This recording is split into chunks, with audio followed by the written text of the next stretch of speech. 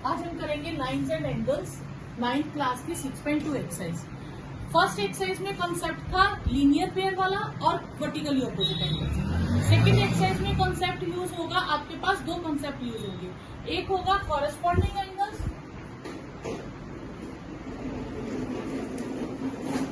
एक होगा corresponding angles और एक होगा ऑल्टरनेट इंटीरियर एंगल्स। ये कहां पे यूज होंगे? ये यूज होंगे जहां लाइंस पैरेलल की बनेंगी। जैसे आपके पास टू लाइंस पैरेलल है, एक लाइन का नाम L है, एक का नाम M है। ये पैरेलल होंगी तो कॉरेस्पॉन्डिंग और अल्टरनेट इंटीरियर इक्वल हो सकते हैं। अगर लाइंस पैरेलल नहीं है तो ये दोनों प्रॉपर्टीज नहीं लगेंगी। तो इन दोनों प्रॉपर्टीज के लिए जरूरी कंडीशन क्या है? Lines must be parallel. और यही लाइंस को पैरेलल भी बनाते हैं कि अगर कॉरेस्पॉन्डिंग एंगल्स इक्वल आ जाए तो लाइंस आर पैरेलल। ठीक है, तो अब जैसे इसमें एंगल है 1 2 3 4 5 6 7 8। अब दो पैरेलल लाइंस हैं तो ये एंगल्स कॉरेस्पॉन्डिंग एंगल्स होंगे। कौन से वाले? ये जो ग्रीन एंगल है और ये ग्रीन, ये कॉरेस्पॉन्डिंग एंगल्स होंगे। ठीक है, क्लियर? अगर मैं इसमें ये ले लूं ब्लू एंगल, ये वाला, तो ये किसके कॉरेस्पॉन्डिंग होगा? ये इसके कॉरेस्पॉन्डिंग होगा। क्लियर? और ये ब्लैक इस ब्लैक के कॉरेस्पॉन्डिंग होगा और ये जो मैंने ओपन छोड़ा है ये ओपन वाले के कॉरेस्पॉन्डिंग होगा। क्लियर? तो कॉरेस्पॉन्डिंग क्या होंगे? अगर मैं एक लाइन से ऊपर लेती हूँ तो मुझे दूसरी लाइन से भी ऊपर लेना है। एक राइट का लिया तो दूसरा भी राइट का, एक लाइन से नीचे लिया ब्लू वाला तो दूसरी लाइन से भी नीचे लूंगी ब्लू वाला। ठीक है, इसी तरह से लेफ्ट का लिया तो दूसरा भी लेफ्ट का लूंगी। तो इन्हें हम क्या कहते हैं? Corresponding angles. और ये एंगल्स क्या होते हैं? ये इक्वल होते हैं। ठीक है, तो इसमें हमारे पास कौन कौन सा एंगल इक्वल होगा? 1 किसके इक्वल होगा? एंगल 5 के। 2 किसके इक्वल होगा? एंगल 6 के। 3 किसके इक्वल होगा? एंगल 7 के। और 4 किसके इक्वल होगा? एंगल 8 के। तो कॉरेस्पॉन्डिंग एंगल्स में ये एंगल्स इक्वल होते हैं। अब ये हमें कंडीशंस क्या होंगी? लाइंस कुछ भी दे सकते हैं, बस हमें पैरेलल को देखना है। और ये जो दो पैरेलल लाइंस है और ये जो लाइन उनको कट करती है इसे कहते हैं ट्रांसवर्सल लाइन। ट्रांसवर्सल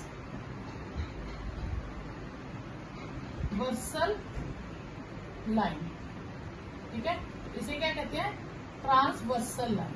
तो दो पैरेलल लाइंस को जो कट करती है उसका नाम है ट्रांसवर्सल लाइन। तो ट्रांसवर्सल लाइन के लेफ्ट राइट में जो एंगल्स बनेंगे वो इक्वल होंगे। दूसरा आता है ऑल्टरनेट इंटीरियर एंगल्स। दो पैरेलल लाइंस, अब इसके वर्ड में ही है interior. Interior mean parallel lines के अंदर वाले एंगल्स। तो अंदर वाले एंगल्स मतलब हम इन एंगल्स को डिस्कस करेंगे। ठीक है, एक का नाम ए रख दें, बी, सी और डी। अब एक्सटीरियर एंगल्स इसमें काउंट नहीं होंगे, पैरेलल लाइनों के अंदर जो एंगल्स होंगे उन्हें हम यूज करेंगे।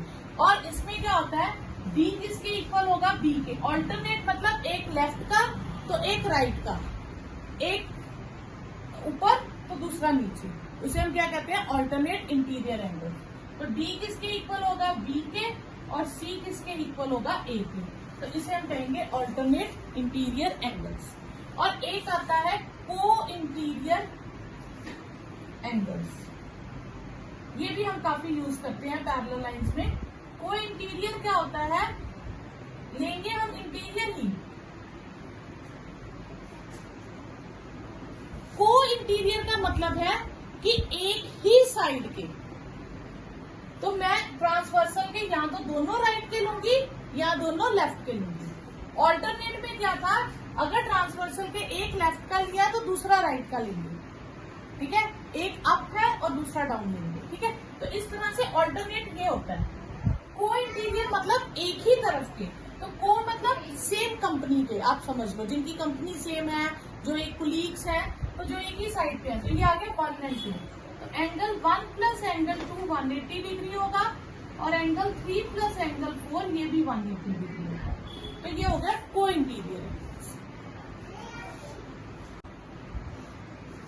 अब आपके पास क्वेश्चन आएंगे इस तरह से, सपोज कोई डायग्राम गिवन होगी, ये 50 डिग्री है, तो ये एंगल ढूंढो, ठीक है। अब आपने ऐसी डायग्राम अभी तक कोई नहीं की, जितनी भी मैंने 3 टाइप्स कराई है, तो अगर आप ध्यान दो, मैं इसको थोड़ा सा एक्सटेंड कर दूं, तो ये कौन सा एंगल बना, ऑल्टरनेट इंटीरियर बना, ठीक है। तो यानी कि अगर ये टर्म्स ऐसे दी होंगी जी, जिनमें जी बनता हो आपके पास, ये पैरेलल लाइनें होनी चाहिए, ये ऐसे भी हो सकता है, ठीक है। पैरेलल लाइन इस तरह से मिलके ये ट्रांसवर्सल भी हो सकती है, पैरेलल लाइंस इस तरह से मिलके ये ट्रांसवर्सल भी हो सकती है। तो 2 पैरेलल लाइंस होना जरूरी है, तो ये दोनों एंगल्स आपस में इक्वल होते हैं, ठीक है। ये पैरेलल आपको कैसे भी आ सकते हैं, ठीक है। तो आपने देखना है जी शेप जहां बनती है, जी शेप जैसे भी बन जाए, ये जी इस तरह से है, इस तरह से जी शेप याद रखेंगे, इसका मतलब है ऑल्टरनेट इंटीरियर एंगल्स, और ये हमेशा इक्वल होते हैं, ठीक है। तो एक्स कितना आ जाएगा आपके पास 50 डिग्री, क्लियर। अब जरूरी नहीं पैरेलल लाइंस पूरी की पूरी होंगी। ओके, फर्स्ट क्वेश्चन है A B parallel C D and C D parallel E F. तो गिवन में हम क्या लिखेंगे, ए बी जो है वो सी डी के पैरेलल है, और जो सी डी है वो ई एफ के पैरेलल है, और y/z की रेशियो है 3:2 7। 2 प्रूव हमें करना है, फाइंड x प्रूफ, ठीक है। अब हमें x फाइंड करना है। अब हमें गिवन क्या है, A B parallel C D and C D parallel E F. तो इस तरह से देखा जाए, जो ए बी लाइन है वो फर्स्ट लाइन सेकंड के पैरेलल है, और सेकंड लाइन थर्ड के पैरेलल है, तो इसका मतलब फर्स्ट और थर्ड भी पैरेलल हो गई, ठीक है। तो lines parallel to same line are parallel to each other. तो इसका मतलब जो ए बी है वो ई एफ के पैरेलल भी होगी। अगर ए बी और ई एफ पैरेलल है और ये मैं बीच में भूल जाऊं, तो एक्स और जी कौन से एंगल हो गए, ऑल्टरनेट इंटीरियर एंगल्स, ठीक है। तो एक्स किसके इक्वल हो गया, जी के, ऑल्टरनेट इंटीरियर एंगल्स, ठीक है, ये इक्वल हो गए।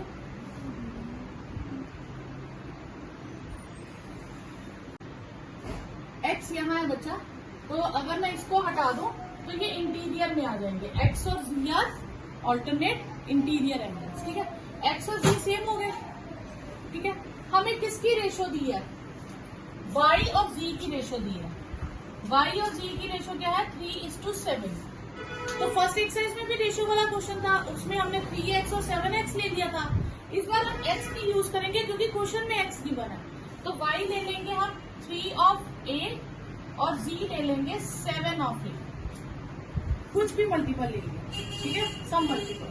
तो y और z की वैल्यू आ गई, क्लियर, कोई डाउट यहाँ पर। अच्छा, और हमारे पास और कौन सी प्रॉपर्टी बनती, ये दोनों है हमारे पास, ये दोनों कौन से एंगल है, y और z को इंटीरियर एंगल्स, एक तो पैरेलल लाइंस के अंदर है और एक ही साइड पे है, दोनों राइट साइड पे है। तो इन दोनों का टोटल कितना हो जाएगा, 180 डिग्री। रीजन, को इंटीरियर एंगल्स सप्लीमेंट्री होते हैं। x की जगह मैं z लिख सकती हूँ क्योंकि x और z बराबर है, तो x को रिप्लेस करके z लिख दूंगी, ठीक है।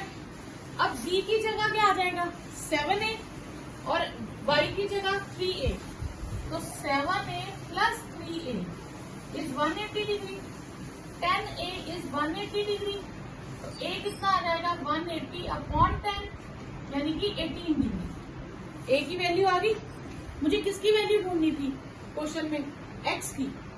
तो x किसके इक्वल है, z के, और z किसके इक्वल है, 7 इंटू a के। तो x मेरे पास आ जाएगा, हमारे पास x है z के इक्वल और z है 7a के इक्वल, 7 इंटू 18 डिग्री, ये आ जाएगा 126 डिग्री, ठीक है, क्लियर। नेक्स्ट है A B parallel C D. Parallel दिया ठीक है।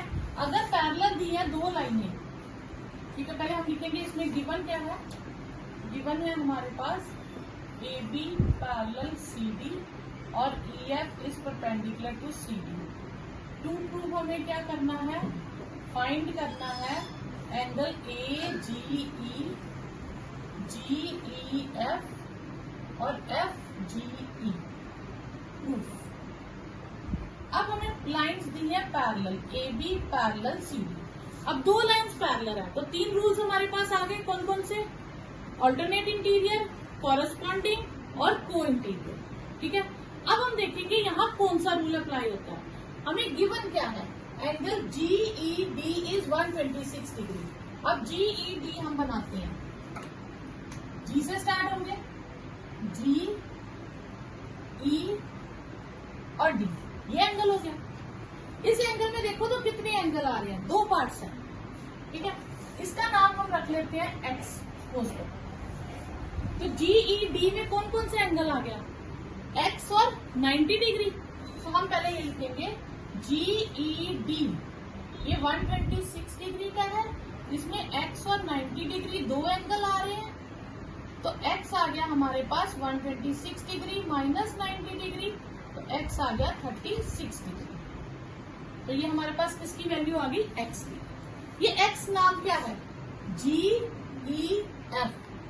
ये ढूंढना था तो हमने ढूंढ लिया GEF। तो एंगल GEF कितने का आ गया, 36 डिग्री। ये हमने हाईलाइट करके एग्जाम में भी ऐसे टीचर को बताना है कि ये एंगल की वैल्यू यहाँ पे है। ठीक है। दूसरा AGE, AGE कौन सा है, अब हम करते हैं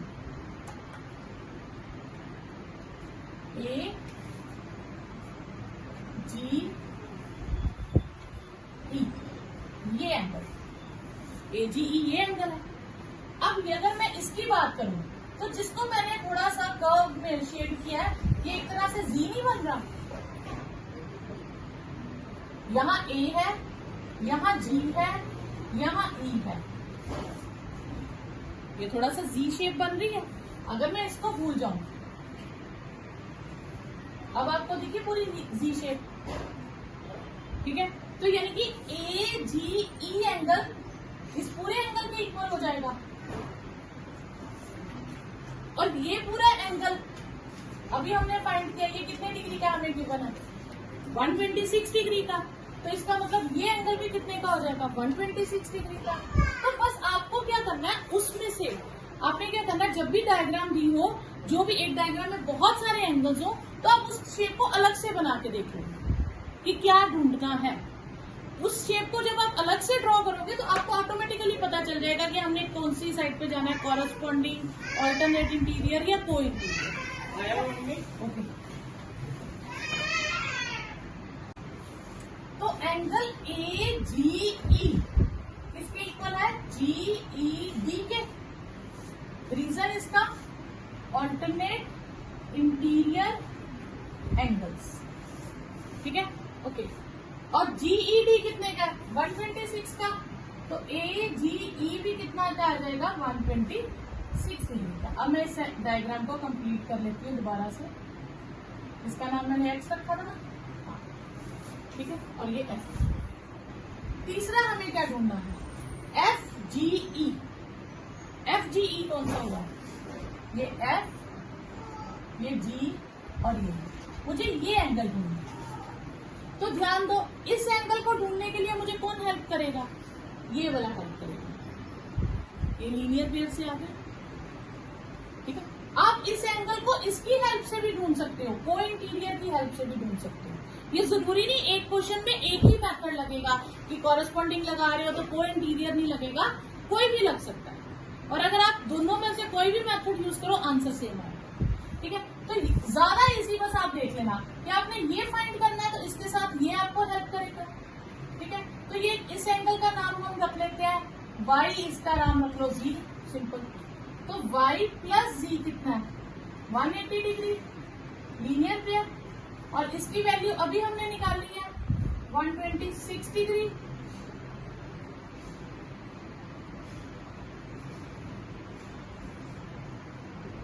क्लियर।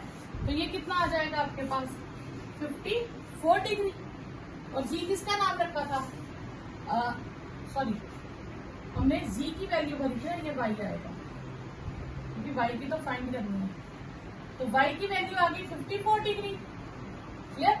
तो हमारे पास क्या आ गया, वाई किसका नाम था, एफ जी ई का नाम आ गया, वैल्यू आ गई 54 डिग्री। क्लियर, कोई डाउट यहाँ तक।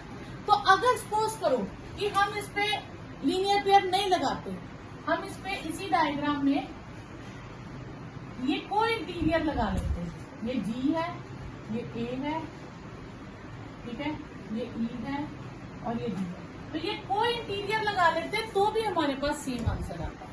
तो ये y और ये पूरा 126 degree, y plus 126 degree 180 degree, तो भी आंसर सेम आता है। क्लियर। तो आप ये क्वेश्चन के अकॉर्डिंग आप देखेंगे डायग्राम में किस चीज की गिवन क्या है और फाइंड क्या करना है। तो पैरेलल लाइनों में 3 ही रूल लगेंगे, को इंटीरियर, ऑल्टरनेट इंटीरियर और कॉरेस्पॉन्डिंग। ठीक है। नेक्स्ट है A B parallel C D. तो गिवन में आएगा A B parallel C D और angle A P Q is 50 degree. To proof में आएगा हमारे पास, और साथ में ये भी लिखेंगे angle P R D is 127 degree. Find X and Y. Proof A B parallel C D given है, तो इसका मतलब क्या है, यहाँ पे कॉरेस्पॉन्डिंग, ऑल्टरनेट इंटीरियर और को इंटीरियर लग सकते हैं। अच्छा, अब हम अगर ये करें तो अब ध्यान देना इस पे, ये कौन सी फिगर बन रही है, ये जी बन रहा है, ठीक है। क्लियर। अब ये जी जो बन रहा है तो 50 किसके इक्वल हो जाएगा, एक्स के। तो एक्स किसके इक्वल हो गया, 50 डिग्री ऑल्टरनेट इंटीरियर एंगल्स। ठीक है। क्लियर, कोई डाउट यहां तक। ऑल्टरनेट इंटीरियर एंगल्स, एक्स मिल गया। ओके, अब इस पे ध्यान दीजिएगा। अब मैं जिस पे ग्रीन कलर करना, ये क्या बन रहा है, ये भी जी बन रहा है, थोड़ा बड़ा बन रहा है। ठीक है। तो इसका मतलब है कि ये पूरा एंगल किसके इक्वल होगा, 127 डिग्री के। ठीक है। इस पूरे का नाम हो गया 50, हम ऐसे लिखेंगे A P parallel R D. हमने इस तरह से पैरेलल लिखा, ए पी और आर डी। ठीक है। और इसका ट्रांसवर्सल क्या लिया, पी आर इज ट्रांसवर्सल। ठीक है। थोड़ा टीचर को बताने के लिए हमने कौन कौन सी पैरेलल लिया, कौन सा ट्रांसवर्सल लिया। तो 50 plus Y is equal to 126 degree alternate interior angles. तो y कितना आ जाएगा, 126 डिग्री माइनस 50 डिग्री, तो 127 है। ओके, तो ये आ जाएगा आपके पास 77 degree. Clear. Okay, next question है PQ and RS are 2 mirrors. ये PQ है और ये RS, ये 2 मिरर्स है और एक दूसरे के पैरेलल है। एक इंसिडेंट रे AB आई एक रे है जो PQ मिरर से टकराती है, फिर बाउंस बैक होके चली जाती है। सामने भी प्लेन मिरर था, फिर से वहां से टकरा के और फिर बाउंस बैक हो जाती है। ठीक है। क्लियर, ये फिजिक्स में आपने पढ़ा। ठीक है। रिफ्लेक्शन में लाइट चैप्टर अभी नहीं पढ़ा।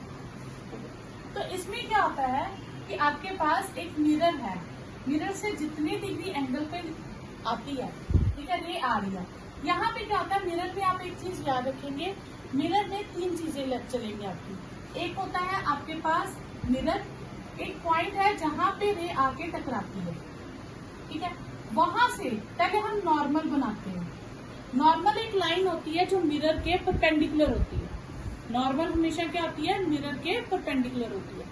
और फिजिक्स में एक लॉ है कि angle of incidence is equal to angle of reflection. तो कहने का मतलब है एक रे आई, वो उसने नॉर्मल के साथ जितना एंगल बनाया उस रे ने, ठीक है, ये रे आई उसने नॉर्मल के साथ क्या एंगल बनाया ये डिपेंड करता है, मिरर के साथ नहीं। रे किसके साथ एंगल बनाती है, नॉर्मल के साथ। नॉर्मल के साथ जितना भी एंगल बनाती है, सपोज करो 60 डिग्री बना रही है, ठीक है, तो वो जो बाउंस बैक होगी, रे आई इस तरह से, अब ये बाउंस बैक होगी, ये बाउंस बैक भी 60 डिग्री एंगल से ही होगी। इसे कहते हैं एंगल ऑफ इंसिडेंस और इसे कहते हैं एंगल ऑफ रिफ्लेक्शन। ये तीनों दोनों सेम होते हैं, ठीक है। और दो लॉज होते हैं इसमें। पहला लॉ है कि जो इंसिडेंट रे, नॉर्मल और रिफ्लेक्टेड रे, ये तीनों एक ही पॉइंट पे मीट करती है। क्या? इंसिडेंट रे, नॉर्मल और रिफ्लेक्टेड रे, ये तीनों एक पॉइंट पे मीट करती है। दूसरा, जितना एंगल ऑफ इंसिडेंस होगा उतना ही एंगल ऑफ रिफ्लेक्शन होगा। तो जब आपके पास एक रे आई, सपोज करो ये मैंने बनाया नॉर्मल, ठीक है, नॉर्मल से ये रे मेरे पास इंसिडेंट रे है, यहां से टॉर्च है, सपोज करो टॉर्च से रे आई, लाइट आई, अब ये मिरर से टकराई, ये बाउंस बैक होगी। तो जितना एंगल इधर है सेम एंगल इधर होगा, ये दोनों एंगल सेम होंगे। Angle of incidence is equal to angle of reflection. Clear? अब इसमें भी वही चीज है, लेकिन इसमें नॉर्मल नहीं है, तो इसमें हम नॉर्मल खुद से कंस्ट्रक्ट करेंगे, ठीक है। तो पहले हम लिखेंगे गिवन क्या है। गिवन है हमें यहाँ पे PQ पैरेलल RS, और टू प्रूफ हमें करना है AB पैरेलल CD। इसमें हम कंस्ट्रक्शन करेंगे, वी ड्रॉ नॉर्मल, हमें खुद से ड्रॉ करना है, और नॉर्मल क्या होता है? मिरर के परपेंडिकुलर होता है। तो पहला नॉर्मल मैंने प्रोड्यूस किया B से, जो मिरर के साथ 90 डिग्री एंगल बना रहा है, इसका नाम रख दिया N1 रख लो, और इसका नाम रख दूंगी N2, ठीक है। ये पॉइंट हो गया N2, ठीक है, और ये पॉइंट हो गया N1। क्लियर यहाँ तक? तो we draw BN1 perpendicular to PQ and CN2 perpendicular to RS। ये दो परपेंडिकुलर्स हो गए। रीजन क्या लिखेंगे? We know that angle of incidence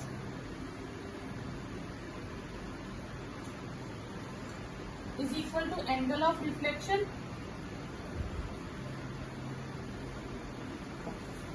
clear? इस एंगल ऑफ इंसिडेंस को नाम दे देते हैं A, और एंगल ऑफ रिफ्लेक्शन को नाम दे देते हैं B। एंगल ऑफ इंसिडेंस, अब ये यहां से आ गया, ये C, और ये रिफ्लेक्ट करके गई B, ठीक है। तो A किसके इक्वल होगा? B के, और C किसके इक्वल होगा? D, ठीक है। क्लियर यहाँ तक? हमें शो करना है AB पैरेलल CD। अब मैं सिर्फ इस पे कॉन्सेंट्रेट करूंगी। ये A है, ये B है, ये C है, और ये D है। बाकी मैंने सारी फिगर को हटा दिया। मुझे शो करना है ये दो पैरेलल है। ये दोनों कब पैरेलल होंगी? जब ये पूरा एंगल इस पूरे एंगल के इक्वल हो जाएगा। ऑल्टरनेट इंटीरियर एंगल्स इक्वल हो जाएंगे। ये पूरा एंगल कौन है? A प्लस B, और ये पूरा एंगल कौन है? C प्लस D, ठीक है। मुझे चाहिए A प्लस B किसके इक्वल? C प्लस D के। अच्छा, अब यहाँ पे अगर मैं देखूं तो ये जो ग्रीन लाइंस है जो मैंने परपेंडिकुलर ड्रॉ की है, ये दो पैरेलल लाइंस पे ड्रॉ की है, ठीक है।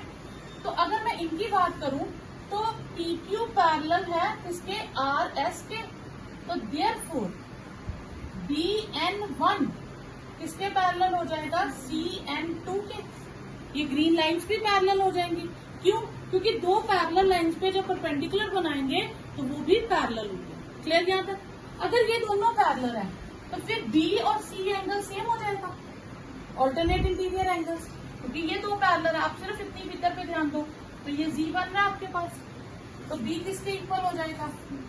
Because of alternate interior angles, B और C सेम आ गए, ठीक है। अच्छा, अब B किसके इक्वल था? A के, और C किसके इक्वल है? D के। तो यानी कि यहां से B और C इक्वल आए तो A किसके इक्वल हो गया? D के। जब दो दो टर्म्स इक्वल आए तो उनका सम भी इक्वल हो जाएगा, ठीक है। अगर ये दो टर्म्स इक्वल हैं तो इनका सम भी इक्वल हो जाएगा। तो ए प्लस बी कौन सा एंगल है? ए बी सी, और सी प्लस डी कौन सा है? B C D. ये दोनों एंगल पूरे पूरे सेम हो गए, तो therefore A B parallel C D because of alternate interior angles. ठीक है, हमें था गिवन क्या था? हमें दो मिरर पैरेलल, दोबारा समझ लीजिए, दो पैरेलल मिरर थे, इंसिडेंट रे आई, टकराई, फिर इंसिडेंट चली गई। मुझे शो करना है ये दो पैरेलल। मैंने इसके लिए क्या किया, यहाँ पे दो परपेंडिकुलर्स ड्रॉ कर लिए। अब मैं ये बाकी की डायग्राम मिटा देती हूँ। ठीक है, ये ग्रीन लाइंस अगर पैरेलल है तो इन पे जो ये मैंने ब्लैक लाइंस बनाई है ये भी पैरेलल होंगी।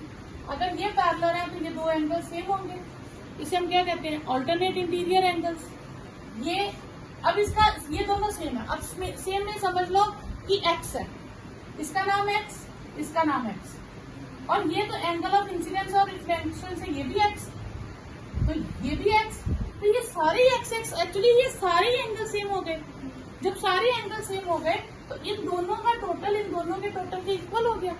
तो मैंने एक्स इसलिए नहीं लिखा तो कंफ्यूजन हो जाएगी, तो मैंने ए बी सी डी नाम दे दिया। तो ए प्लस बी का टोटल किसके इक्वल हो गया? सी प्लस डी के।